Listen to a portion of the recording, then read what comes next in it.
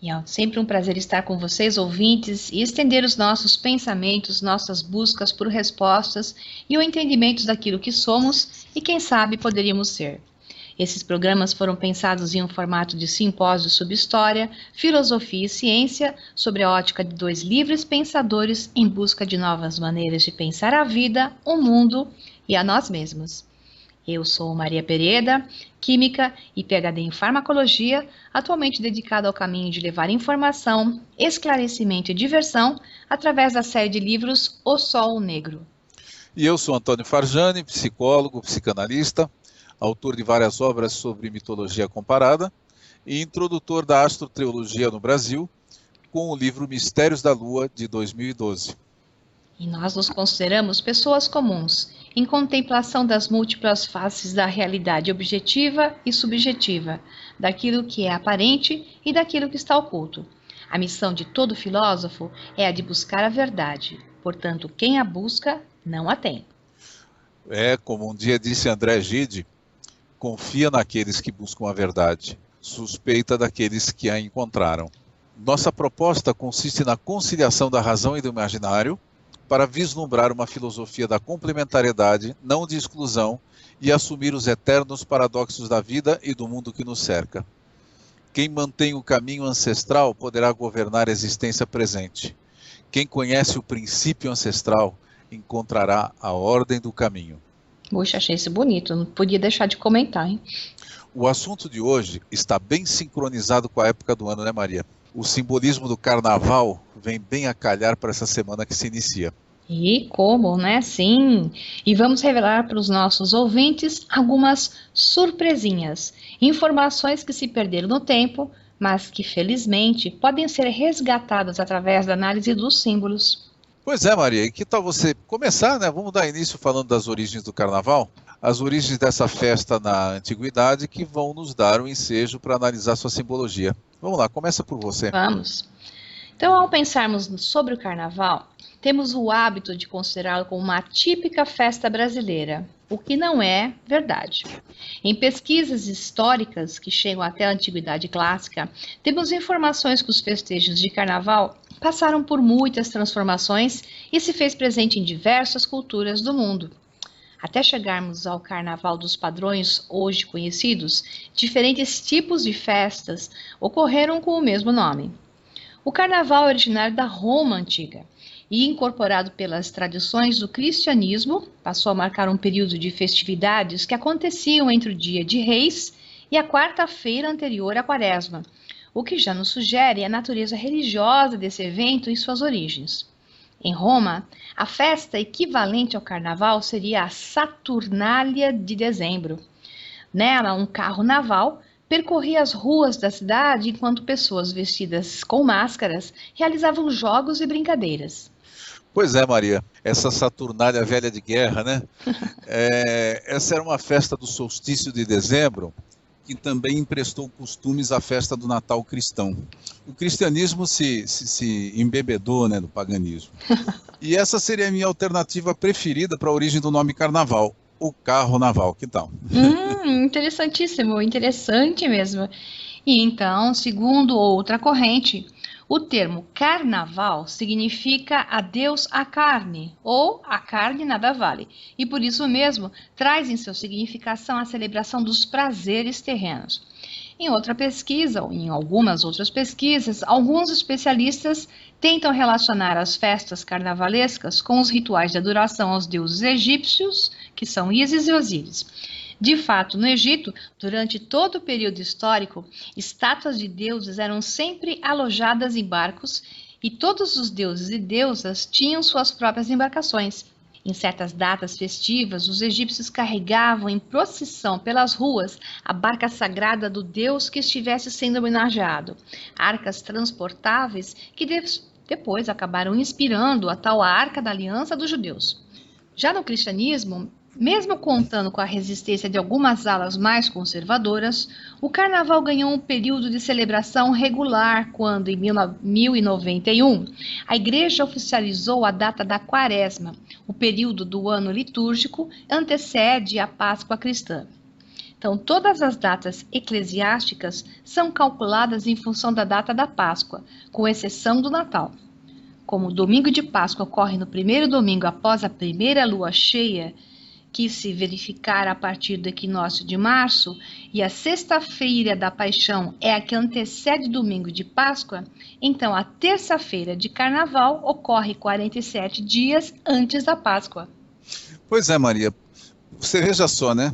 Para estabelecer a data do Carnaval, da Quaresma e da Páscoa, eles usam a primeira lua cheia após o equinócio de março, para não mencionar a simbologia da anunciação de Ísis, que ao se posicionar exatamente entre o equinócio de março e o solstício de dezembro, marca os 9 meses da gestação de Osíris, que depois transfeririam para a história de Jesus. E quando a gente diz que as tradições cristãs têm origem astronômica, muita gente ainda se admira. Pois é, até eu fiquei admirada com tudo isso, né?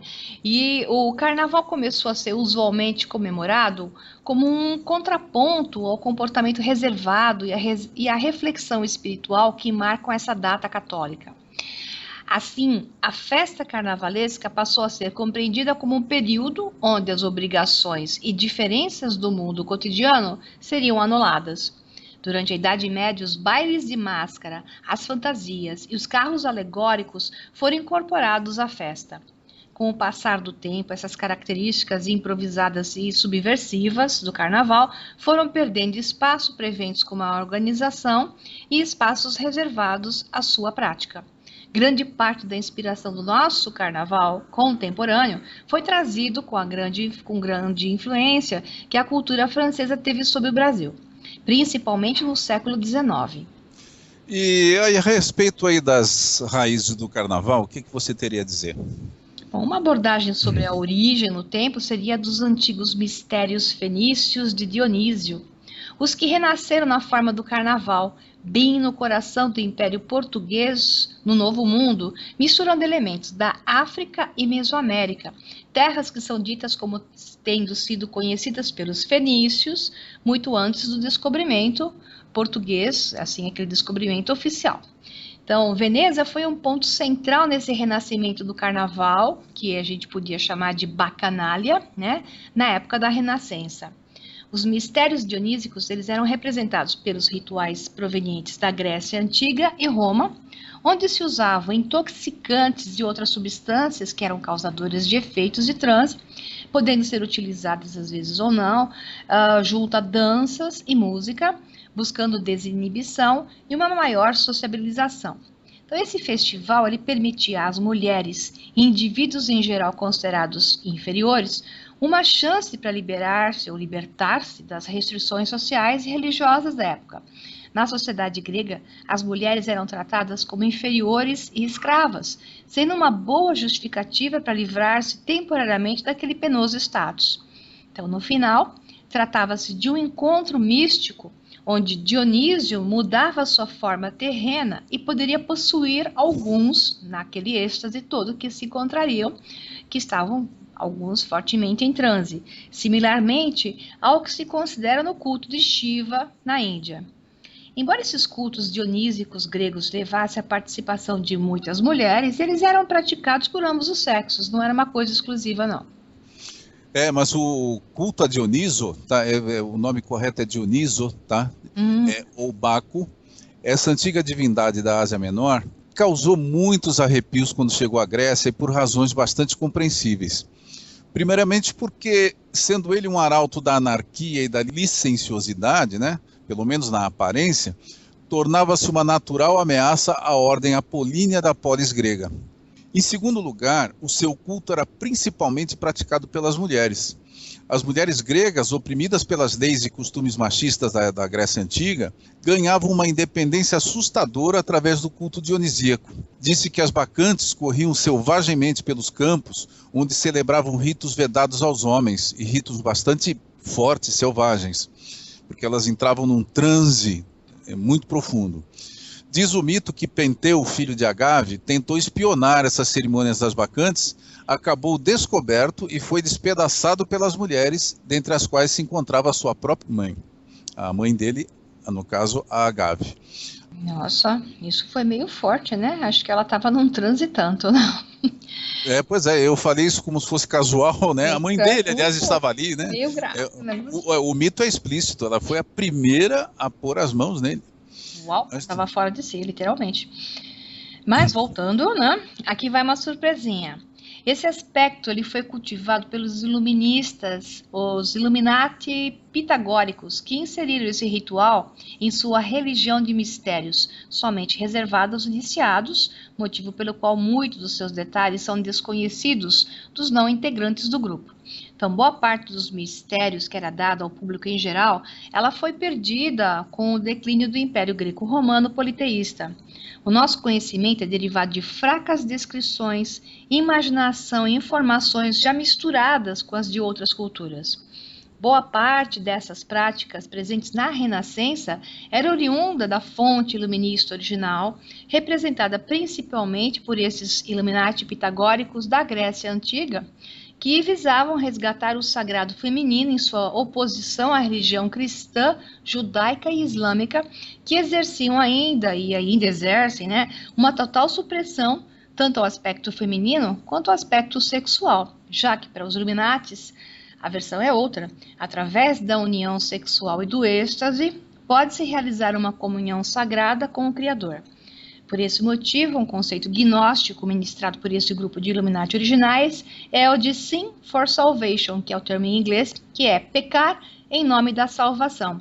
Ou seja, uma salvação de uma religião castradora, salvação de quem realmente somos, para permitir que essa ligação possa ser feita, encontrar a Deus através de uma união belíssima, eliminando essa lavagem cerebral e manifestando o reconhecimento do sagrado feminino e do encontro místico com Deus através do casamento alquímico realizado pela união de um homem e uma mulher. Indo um pouquinho até mais além na visão Illuminati original, ou iluminista original, como queira chamar, esta é uma forma de tirar o poder dos controladores do mundo, religiões abrâmicas, políticos e elite que controlam o mundo, pois se o povo não mais obedece às suas ordens e às suas castrações, liberta-se dos esses que aparentam ter o poder sobre nós e não mais poderiam impor suas regras, porque o povo estaria conectado com uma razão maior. Assim, tanto no culto osiríaco quanto no dionísico, contemporâneos de Egito e Grécia Antiga, esses ritos eram baseados em um tema sazonal de morte e de renascimento, muito comum entre os agricultores, diga-se de passagem, e engendrado através de uma possessão ou êxtase espiritual, permitindo a libertação do ego. Para poder fazer parte desses rituais, as pessoas utilizavam máscaras, tal e qual nas cerimônias gnósticas e iluministas, ainda seguida em sociedades secretas que conhecem parcialmente os mistérios e o seu significado. As máscaras eram atributos comuns das deidades, desde os tempos mais primitivos, e por conta disso as pessoas usavam-nas buscando personificá-las. Os deuses egípcios foram comumente retratados utilizando máscaras sobre os seus corpos humanoides. O mesmo ocorreu com as divindades teutônicas, sendo a palavra máscara representada pela palavra teutônica Grimm, sobrenome dos escritores que são os mais famosos dos contos de fadas. E não é por acaso que o nome desses irmãos Grimm até ficou no subconsciente humano. Então, visando impedir manifestações de deuses pagãos e manter a repressão ao encontro místico com Deus, a Igreja Cristã medieval proibiu o uso das máscaras.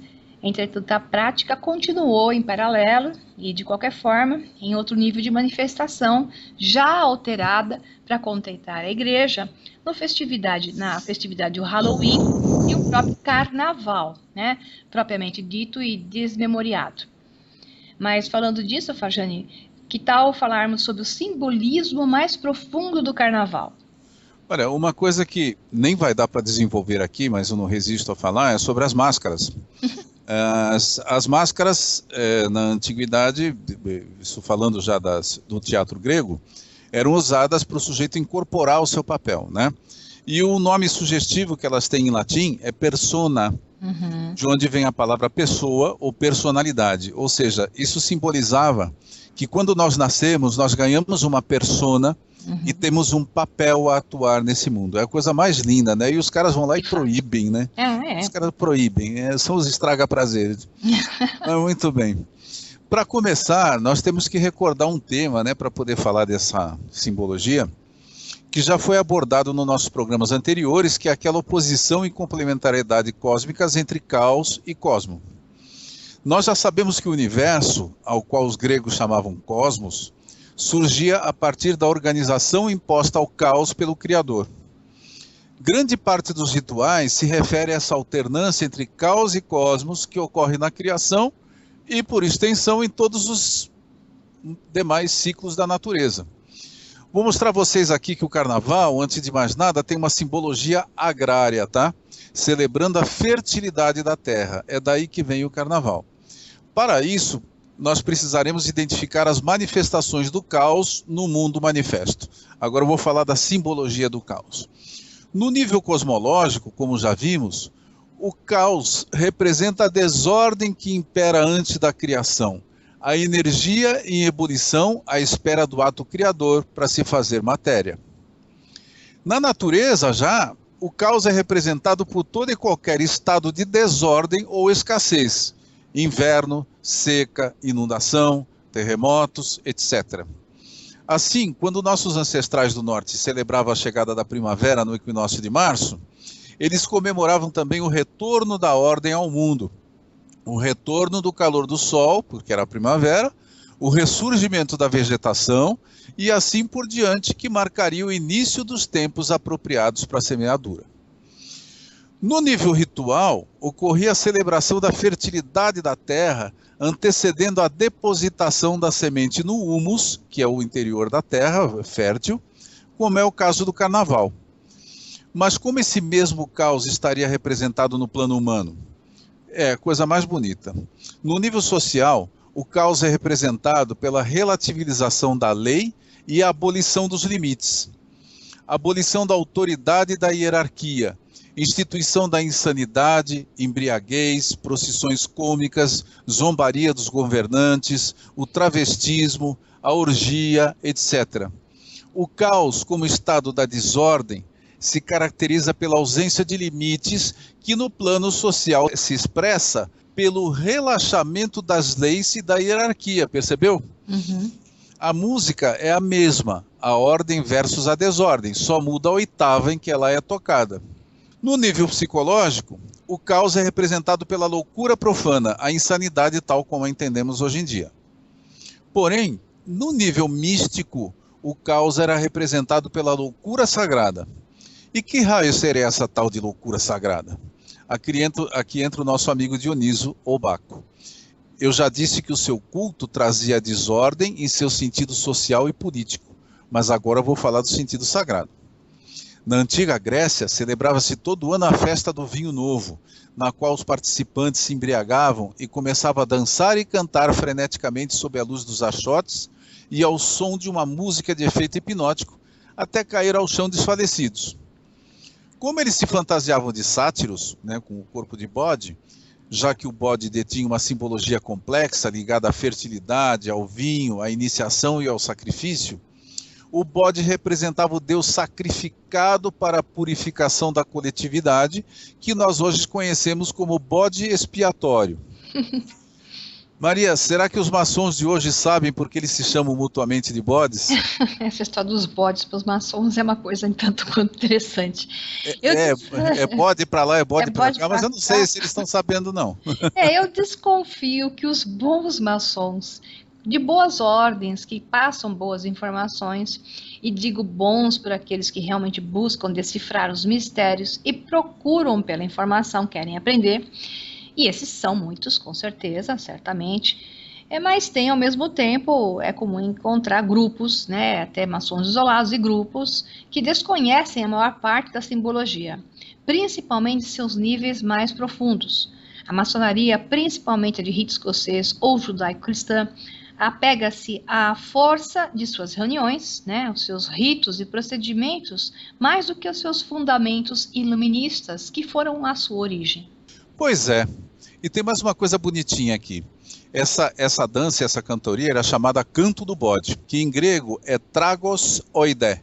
Dali, dessa palavra tragos oidé, da junção dessas duas palavras, surgiu a palavra tragédia, que inspiraria toda a maravilhosa criação teatral de Ésquilo, Sófocles e Eurípides. Os devotos de Baco, ao ingerir o vinho, representante do sangue divino, entravam em êxtasis, que é o êxtase, e entusiasmos, que é o entusiasmo, que são duas palavras gregas exatas em português. A palavra êxtase refere-se a sair de si, transcender os limites da condição humana.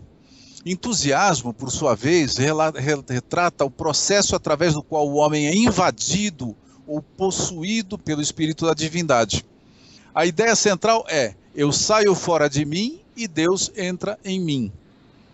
Um dos rituais praticados nas bacanais era o de comer a carne do Deus e beber do seu sangue, representado pelo vinho, que os historiadores da religião sabem que foi aproveitado para a comunhão da missa católica. Esses dois processos transformavam o homem comum, profano, que os gregos chamavam de antropos, em um iniciado, que eles chamavam de aner, o homem consciente de si mesmo. Ao se deixar possuir por esse transporte divino, o devoto se convertia no hipócrites, aquele que finge, ou seja, o homem que finge ser Deus, nome que os gregos deram aos atores. Essa é a essência da loucura sagrada, quando o homem abole os limites entre o humano e o divino. A loucura dionisíaca, portanto, refere-se à loucura simbólica do iniciado, que abole o metron, a medida, o limite que separa os homens dos deuses. E assim como o universo surge do caos, a ordem vem da desordem, o candidato precisa primeiramente enlouquecer simbolicamente pelo sagrado entusiasmo para transcender seus limites e tornar-se um iniciado. Se eu não soubesse que você nunca foi um maçom, nunca entrou nesse tipo de sociedade secreta ou discreta, como eu costumo dizer, eu ia dizer que você é um maçom perfeito, porque você dramatizou a coisa da forma como eles gostam, né? E é por isso que eu prefiro apenas seguir o entusiasmo, sem nada dramático, fazendo coisas que são entusiasmantes. Então, essa frequência em si já pode ligar qualquer um à fonte divina. A ideia básica é a derrubada dos limites entre Deus e o homem. E é isso que eu disse que representa o caos, porque caos é ausência de limites. E no caos simbólico, Deus e homem são uma coisa só, a gente volta à origem. Yes. Conforme eu já comentei há pouco, a dissolução desses limites sociais também representa o caos que antecede a criação. Por isso, essas festas que originaram o carnaval eram tão marcadas por violações da conduta própria dos dias comuns. Vamos dar aqui alguns poucos exemplos dessas festas, né, Maria? Fala um pouquinho. Vamos lá, claro, vamos lá. Então, os celtas, eles celebravam em abril a festa dos tolos, de onde veio o dia da mentira. Essa eu não sabia e na pesquisa ficou boa, né? Interessante isso.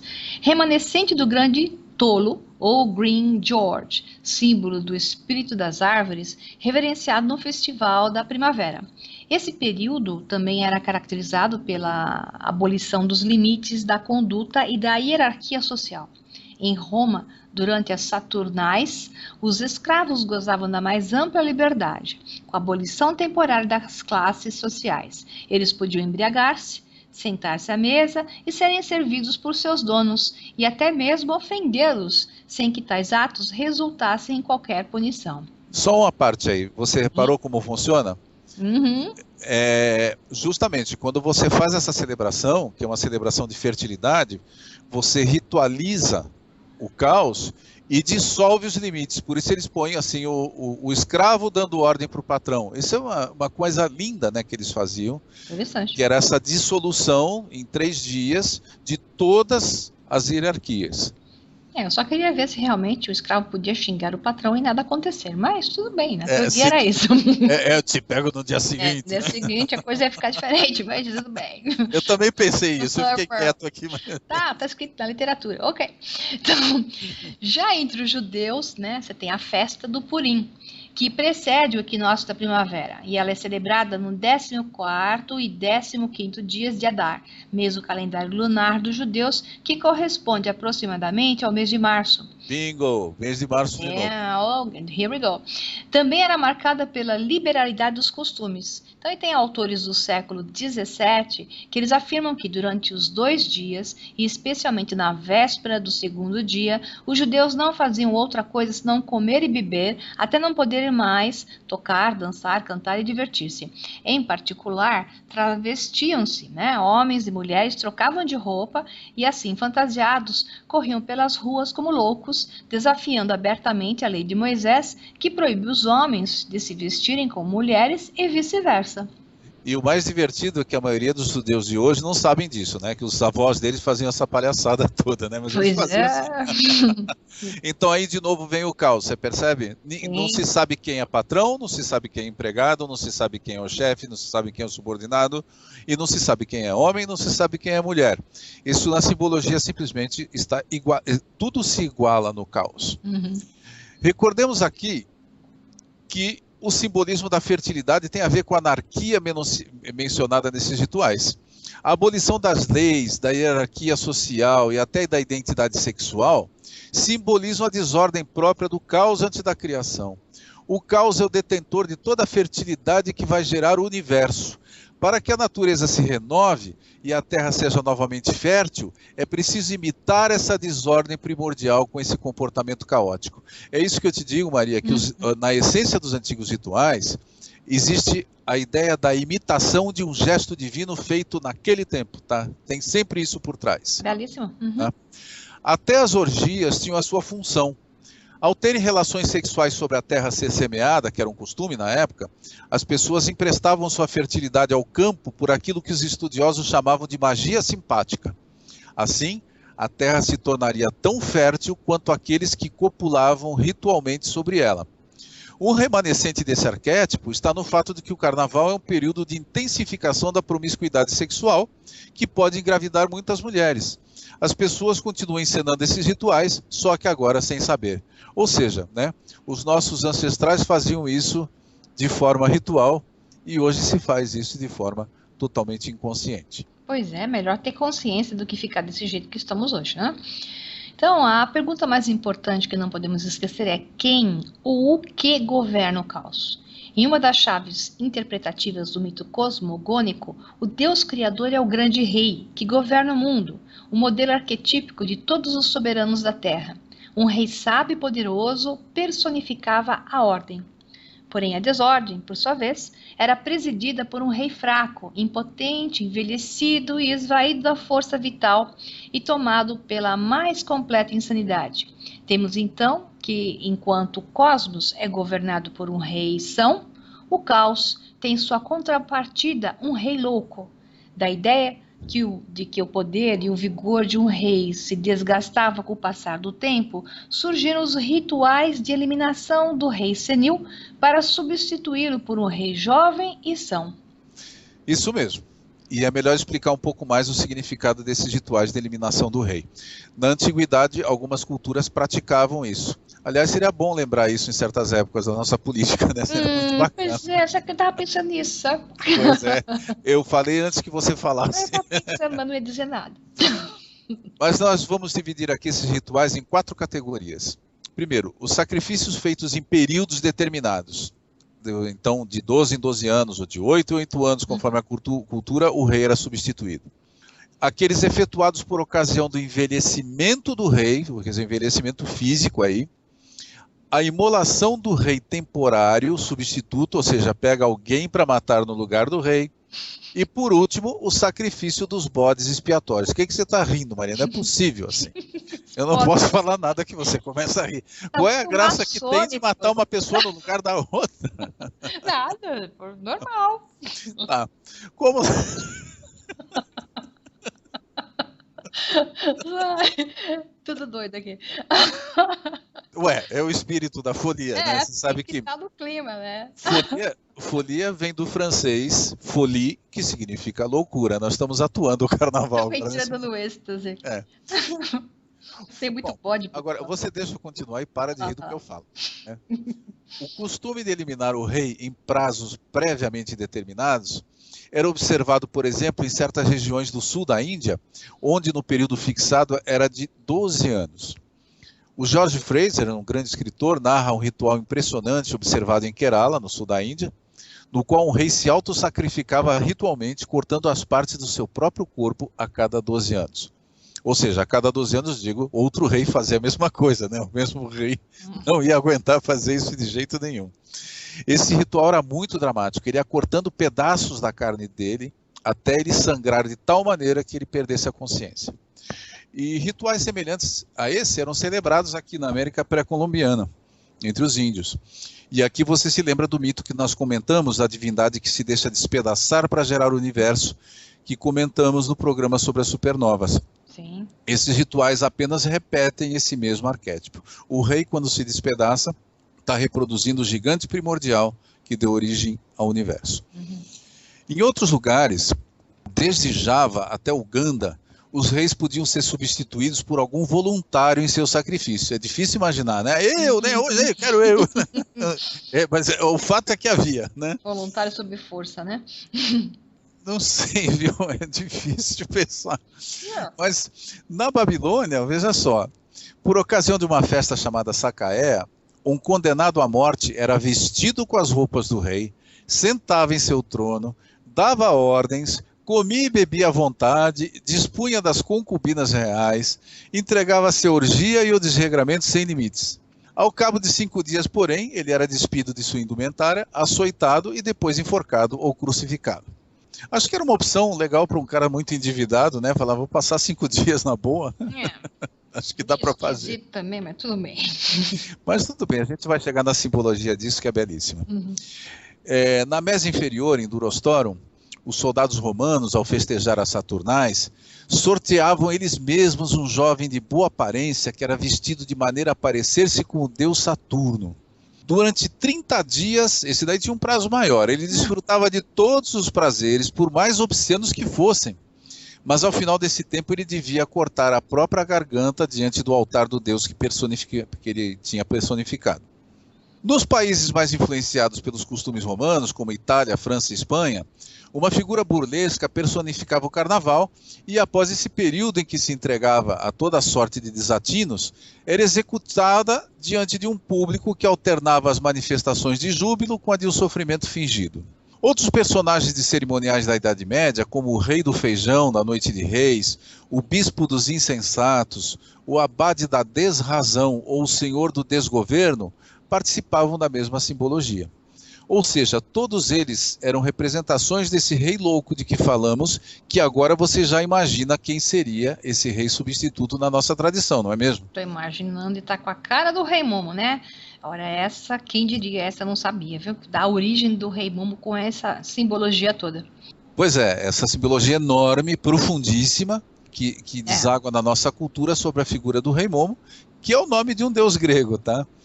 O Rei Momo preside a loucura coletiva por 3 dias, até ser destronado na quarta-feira de cinzas, sacrificado simbolicamente para com seu sangue fertilizar a terra para a próxima semeadura. Momo, um deus grego cujo nome significa sarcasmo, tornou-se o paradigma do rei louco na celebração do carnaval, como já acontecia em muitas outras culturas. Provavelmente ele é representado como um homem gordo para simbolizar os excessos cometidos nesse período. Quer dizer, o sujeito come tanto quanto ele quer, faz tudo o que ele quer, né?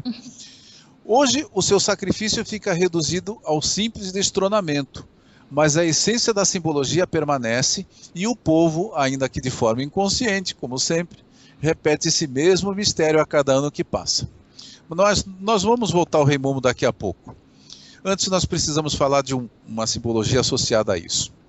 Além dessas cerimônias dos reis temporários, os rituais dos bodes expiatórios também podiam envolver o sacrifício de seres humanos ou a sua expulsão depois de maus tratos para fora da comunidade. Entre os judeus, no dia da expiação, um bode era banido para o deserto em oferenda a Azazel, que era um espírito nocivo, um demônio, e junto com o animal eram levados todos os pecados de Israel. Um procedimento bastante cômodo, né? Em Roma, todos os anos, no 14 de março, um homem vestido de peles era conduzido em procissão, espancado com longas varas brancas e expulso da cidade. Ele era chamado Mamúrio Vetúrio, isto é, o velho Marte. Ele representava o deus do ano que terminava, expulso no início do novo ano. O antigo ano romano começava a 1º de março, tá? Por isso que você tem o 9º mês, por exemplo, é o mês de setembro, né? 7 por quê? Porque começava em março, tá?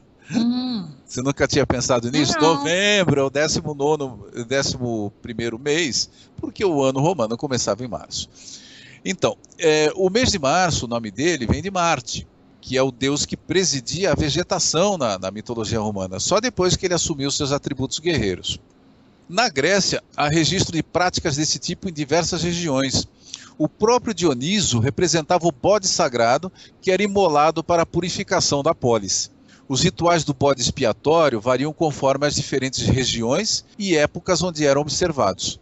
O que nos interessa aqui é o espírito que norteia esse tipo de rituais, ou seja, de que a vítima escolhida chamava a si todas as faltas da comunidade, esta última ficando livre de todas as culpas após a sua eliminação. Daí o nome, a expressão, né? O bode expiatório dos nossos pecados. Caramba, que história, hein? Mas ficou uma interrogação aqui. Por que o nome do rei Momo significa sarcasmo? Qual o sentido do espírito jocoso, zombeteiro, manifestado invariavelmente nesses rituais? Pois é, o escárnio e a zombaria guardam uma simbologia de fertilidade. Nos rituais de fertilidade era muito comum se usar a zombaria, o escárnio e também expressões obscenas, tá? Nas Dionísias urbanas, o komos, que significa procissão jocosa, era uma espécie de bloco que percorria as ruas da cidade, carregando a imagem de um falo.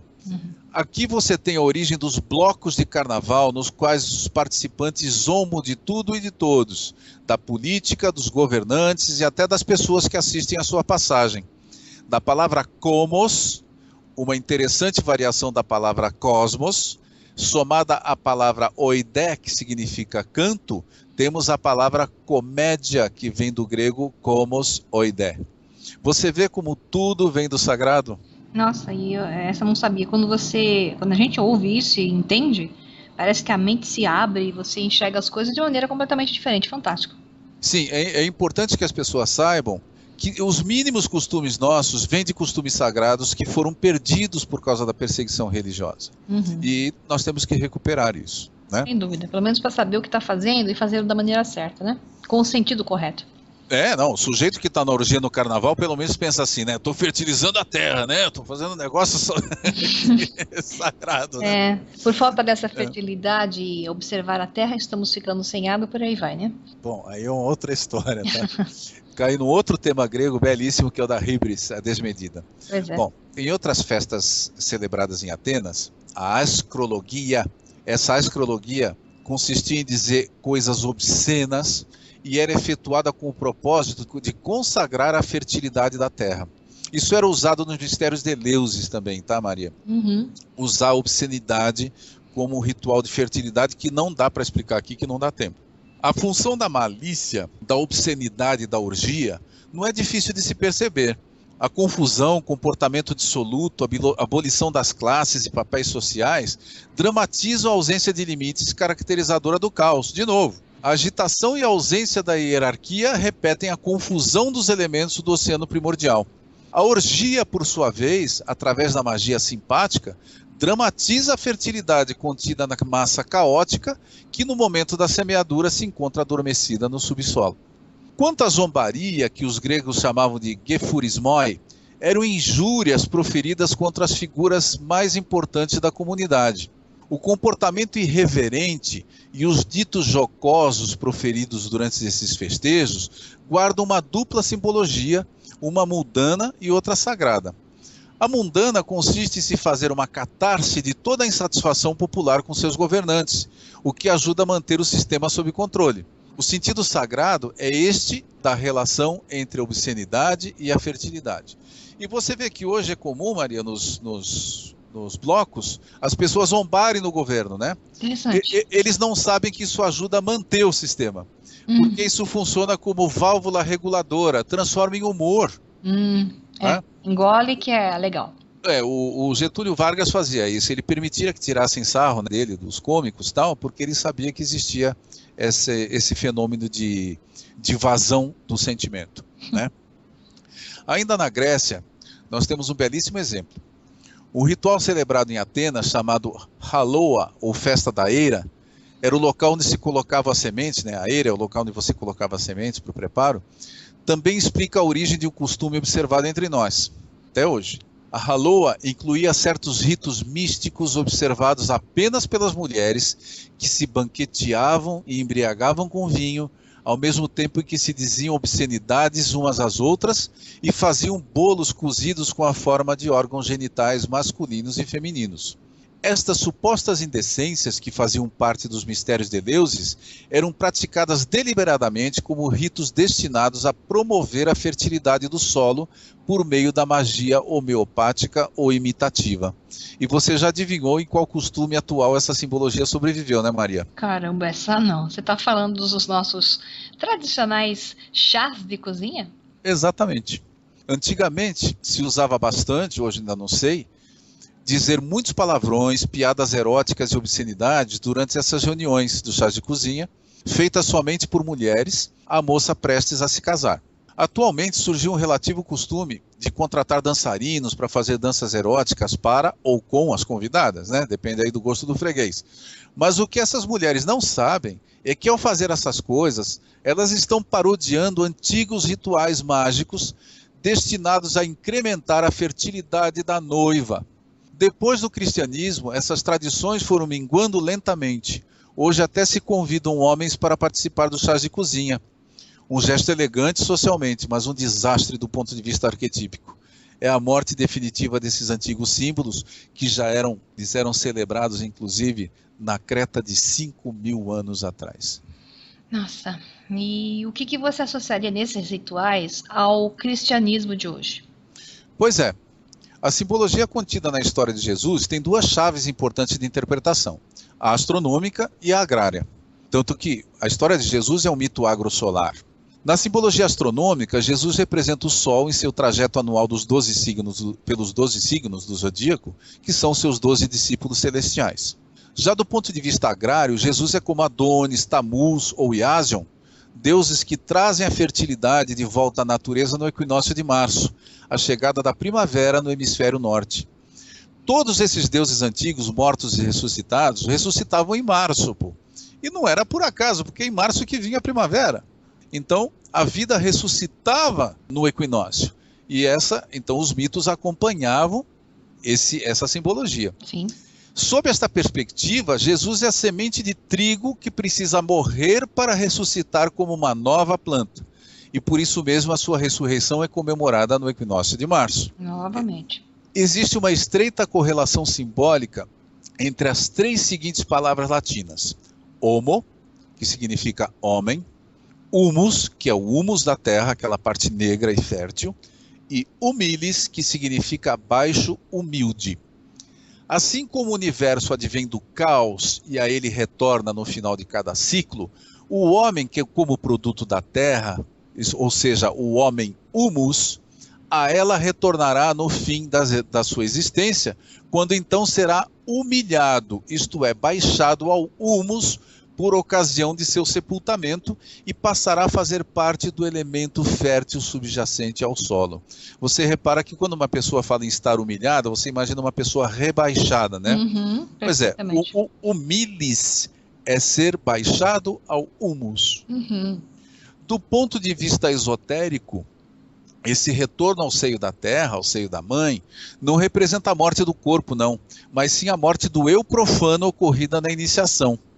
Descer ao humus nesse contexto equivale a descer ao Hades, ou seja, o inferno ou o reino dos mortos, tal como narra o credo cristão. Essa descida, que nem fala no credo cristão, né, que Jesus morreu, desceu à mansão dos mortos e depois ressuscitou, né, ela é feita em vida pelo iniciado e consiste numa viagem interior. Nos mitos dos heróis, ela é representada por uma viagem às regiões infernais seguida de uma ressurreição, porque o herói volta de lá de dentro. De Hércules a Orfeu, de Teseu, Enéas, Jesus, essa tarefa sagrada precisava ser cumprida pelos heróis. Assim, do ponto de vista agrário, o herói personifica a semente que, para frutificar, precisa ser esmagada contra o solo. Descer ao humus é humilhar-se, e a semente, ao desagregar-se para gerar a vida, repete o gesto do Deus primordial que se desintegra para formar o universo. Por isso, todos os processos iniciatórios envolvem um momento em que o neófito sofre toda a sorte de humilhações para dramatizar esse mistério cósmico. Sim, sim, perfeito, perfeitamente bem explicado isso. E esse costume era observado nas antigas escolas de mistérios, como era o caso da escola de Pitágoras. O candidato a iniciado tinha de se submeter a uma sessão de humilhações morais, mas não perversas, né? Para eliminar os restos de vaidade e orgulho pessoal. Isso ainda está presente na iniciação de algumas ordens esotéricas, associando-se a provas de coragem e caráter, como comumente acontece em certas maçonarias. De fato.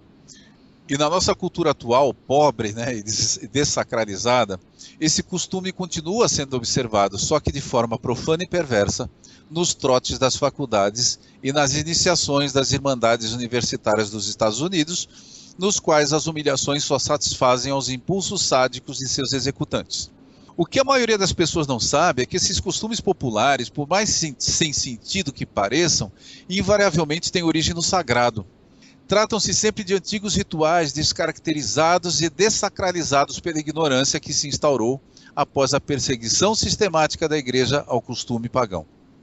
No cristianismo, o ritual da humilhação ficou preservado nos evangelhos. Antes de seu sacrifício, Jesus passa por um processo de extrema humilhação. Herodes o taxa de louco e o entrega aos romanos. Está percebendo aí a conexão, né? Com a simbologia. Agora tudo se abre, né? Sem dúvida, claro como água. Os romanos o vestem de púrpura, a cor das vestes de Momo. Colocam-lhe um caniço nas mãos à guisa de cetro e o saúdam como rei. E o submetem a toda sorte de injúrias. Quando é que essas injúrias vão acabar? No terceiro dia, não é? Assim, Momo, sacrificado na quarta-feira de cinzas, tem sua contraparte no Christos, o ungido, ressuscitado dentre os mortos para a salvação de todos nós. Momo reina por 3 dias, Jesus ressuscita no terceiro dia, egresso das regiões infernais, ou de seu sepulcro, não mais como rei louco, mas como senhor da ordem e detentor da sabedoria. Os mitos desses deuses sacrificados são todos detentores do mesmo significado agrossolar. Tammuz, adorado na Babilônia pelo menos desde 1500 antes da nossa era, foi venerado por muitos séculos em Jerusalém, a ponto dos romanos chegarem a pensar que ele fosse o principal deus dos judeus. Assim como disseram de Jesus, Tammuz também era filho de uma virgem, e morria e ressuscitava todos os anos. Ele era a versão babilônica do deus salvador sumério do Muzi, ou Namu, o filho unigênito, ou o filho do sangue. Ele fertilizava a terra com seu sangue por ocasião da sua morte, e foi chamado curador, salvador e pastor celestial. Qualquer semelhança não é mera coincidência. Sem dúvida. Para o desgosto dos profetas e dos redatores bíblicos, que esperneavam com isso, né, o rei ungido, que em grego é chamado Christos, de onde vem o nosso Cristo, era sacrificado anualmente no templo de Jerusalém, só que era Tammuz. Todo ano, no dia da expiação, ele era sacrificado sob a forma de um cordeiro, o cordeiro de Deus. Oxi. Apesar de Tammuz ocupar a posição central do drama em Jerusalém, o Novo Testamento transformou-o num mero apóstolo do novo Deus que morria sob a forma grega de seu nome, Tomás ou Tomé. A doutrina grega, a doutrina cristã, ao entronizar Jesus como Cordeiro de Deus a ser sacrificado, imitava rituais muito mais antigos, simplesmente substituindo seu protagonista, mas preservando a figura original, Tammuz, num papel secundário, o discípulo do Deus ressuscitado. Bem, como vocês puderam observar, muitos dos costumes que observamos hoje vêm de antiquíssimos rituais sagrados, né? Detentores de uma profunda simbologia. No caso do carnaval, essa simbologia ela é agrossolar. Cabe a nós mesmos resgatar o sentido dessas ações, não somente para recuperar nossa herança ancestral, mas porque é fundamental que se tenha consciência de tudo aquilo que se faz. Por isso, eu vou encerrar esse encontro nosso com uma citação do Codex Beza ad Lucam, que diz: homem, se sabes o que fazes, és feliz, mas se não sabes, és um maldito e transgressor da lei. Pois é, saber em nome da consciência é que deve comandar a sua vida. E trazer essas informações é levar a consciência do homem a coisas que ele faz, como se ele estivesse completamente adormecido, sem saber o que faz. Tomara que agora as pessoas tenham ideia, quem ouviu esse programa, tenham ideia do que andam fazendo ou do que poderiam fazer, em nome de ser um ser livre de verdade, né? Então, agradecemos a todos que estiveram nos escutando e até o grupo que geralmente nos escuta via YouTube após a gravação, deixando nossos contatos para que vocês possam nos localizar. Então, eu sou Maria Pereda, vocês podem me localizar pelo Facebook /O Sol Negro -livro ou www.osolnegro.com.br e temos também um canal no YouTube que é tudo junto, O Sol Negro 11. Obrigada, pessoal. E eu sou Antônio Farjani. Quem quiser me procurar no Face, basta escrever Antônio Farjani, _autor. Você vai encontrar minha página com as minhas publicações, mensagens, imagens e também a relação das coisas que o autor vai fazer futuramente. E quem quiser também entrar em contato pode escrever para o e-mail astroteologia@gmail.com. Muito obrigada, pessoal. Uma boa noite a todos e até o próximo Os Iluminados.